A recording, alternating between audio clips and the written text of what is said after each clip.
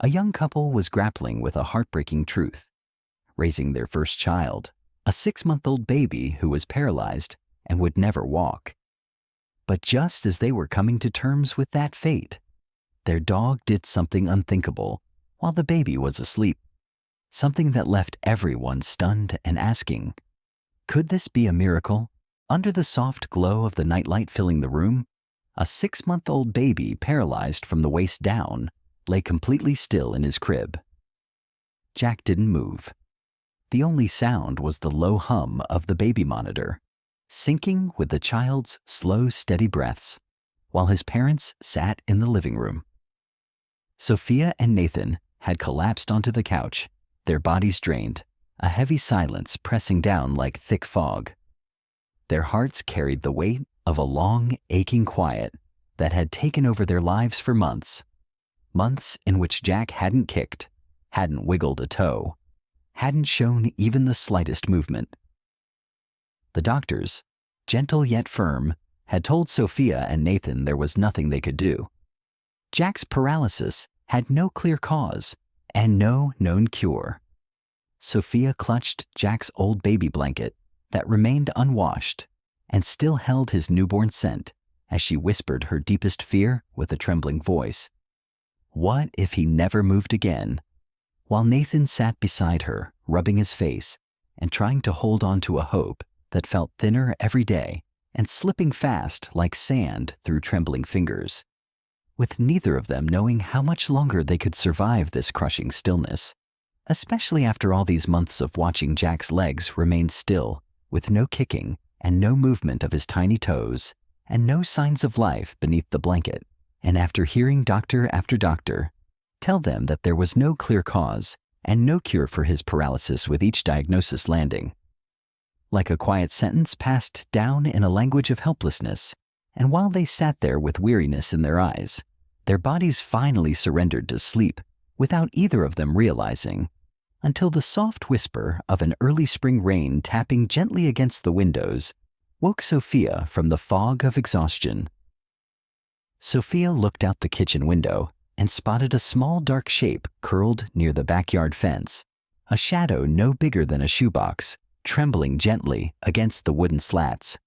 And she guessed it might be a stray dog, or perhaps a lost cat seeking refuge. But when Nathan stepped outside and got closer, they both saw it clearly.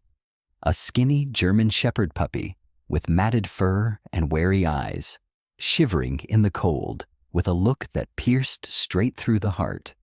And despite their emotional exhaustion, they wrapped him in a soft towel with gentle hands, carried him inside with quiet urgency, named him Azie with tender smiles, and gave him warmth with food and a peaceful spot by the heater to rest, unaware that this quiet, unassuming arrival would mark the beginning of something they never could have predicted, something so powerful it would rewrite the course of all their lives.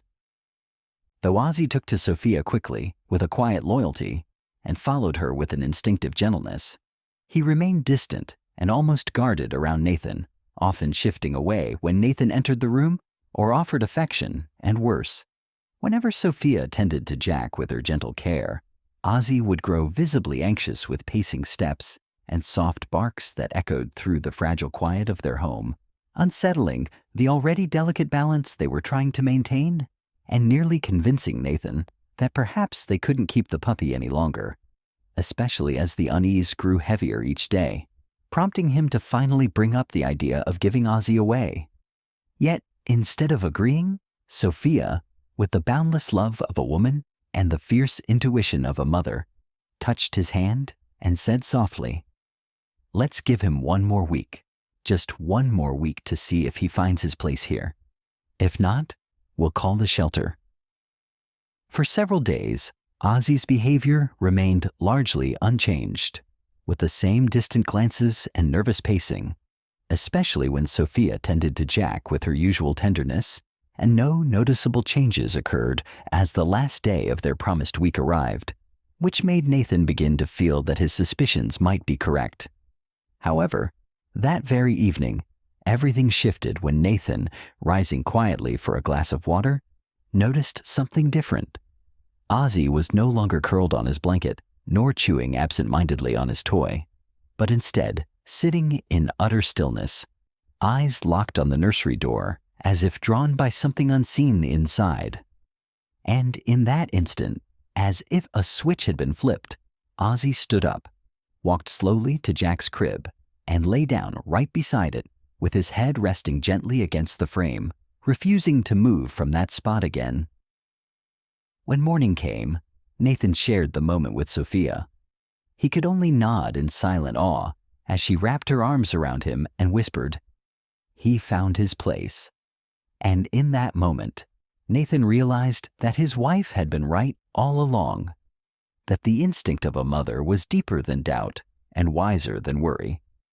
And they made their decision not to call the shelter, instead giving Azie a soft blanket and a warm spot beside Jack's crib, where he would stay not as a guest, but as family. From that day on, their worries about Azie had faded, but a much greater concern still lingered, because despite taking Jack to some of the best hospitals, there had been no improvement in his paralysis. His legs remained motionless, his toes didn't wiggle, and there were no signs of life under the blanket for months. And all the doctors had gently but firmly told Sophia and Nathan the same painful truth, that there was no known cause for Jack's condition and no cure in sight. As they began to prepare themselves for the heartbreaking possibility that Jack might never move again, something happened that made them question everything. On a quiet evening, as Sophia rested her head on Nathan's shoulder in a silence heavier than words, they noticed Azie circling Jack's crib with a tension neither of them had ever seen in him before, his tail raised and ears quivering as though something unseen was urging him forward. Finally, Azie rose on his hind legs and placed his front paws on the crib rail, letting out a soft, trembling whimper, one filled with such raw emotion that Sophia turned to Nathan, her heart pounding, and whispered with breath caught in her chest, "Did you hear that?" They both rushed towards the nursery, their hearts pounding, not from fear, but from something else, something they still couldn't name when they reached the door. They found Azie staring intently at Jack, who lay still except his fingers twitched just slightly, and just enough to steal Sophia's breath, causing her to rub her eyes in disbelief before she looked again, hoping she hadn't imagined it. And when she saw the twitch a second time with her heart pounding and her hand flying to Nathan's arm, she whispered, "Look at his hand." As they both stood frozen in place, unable to look away, witnessing it happen once more, right in front of them, Jack's tiny fingers moved again with more intention now as they curled, then relaxed with a softness that somehow screamed possibility. And for the first time in months, Sophia felt something stir, hope, fragile but real, while Nathan stepped closer to the crib and leaned in slowly as if afraid the moment might vanish if they dared to believe too hard. Tears filled Sophia's eyes while she reached through the crib bars and placed her fingers gently in Jack's palm, and when his tiny hand curled weakly but deliberately around hers, she gasped aloud and turned to Nathan, who could only whisper, "I saw it. I saw it too," with his voice caught somewhere between disbelief and wonder. And though his words trembled with uncertainty, something inside him stirred, an ember of hope long buried beneath months of despair, now glowing again as the dim nursery seemed brighter and warmer and more alive than it had in so long. And in his mind's eye, he could already see Jack one day running, laughing, chasing a ball across the lawn with Azie close behind, and for the first time in what felt like forever, he believed not just in what he had seen, but in what was still to come.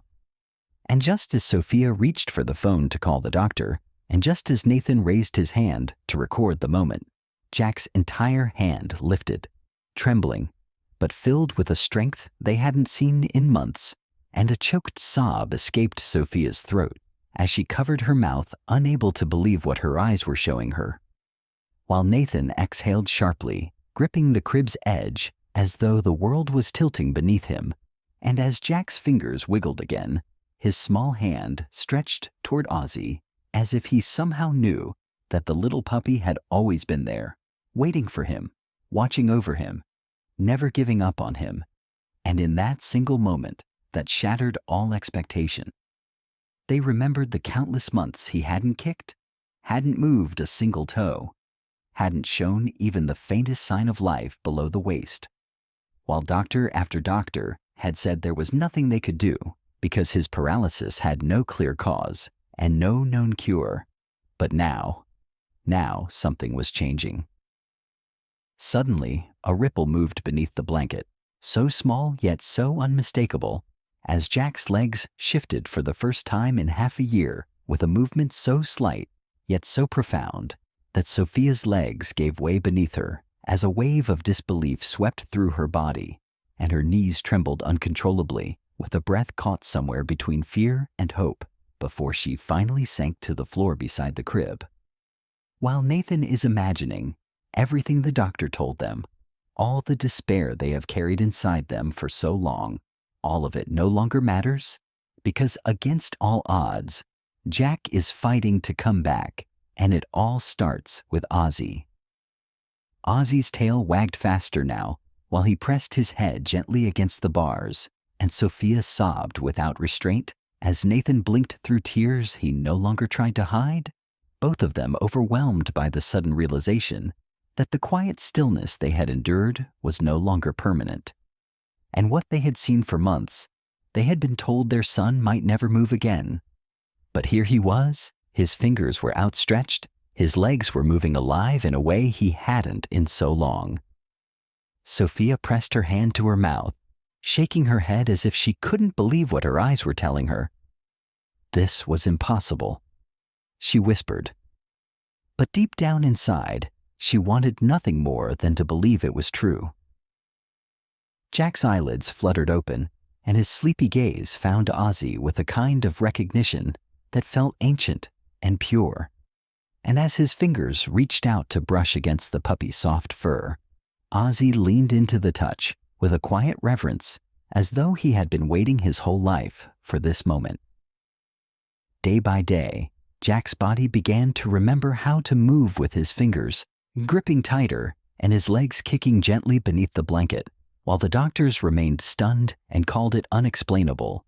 But Sophia and Nathan had no doubt. It was love, quiet and unwavering, working its own kind of miracle. Azie refused to leave Jack's side, as he stayed curled beneath the crib during the day and rested his head gently against the bars at night, as he followed Sophia quietly whenever she went to check on Jack and wagged his tail gently whenever Jack stirred, as he let out small whimpers when Jack twitched and circled the crib with cautious steps when Jack slept too still, the way he guarded a sacred secret that only he could understand. And through it all, he never once looked away or gave up, believing in the boy with a faith so steady and silent that it felt as though the universe itself had paused to listen. And finally, another surprise is about to happen that will make Nathan and Sophia, or anyone else, exclaim that it's a miracle.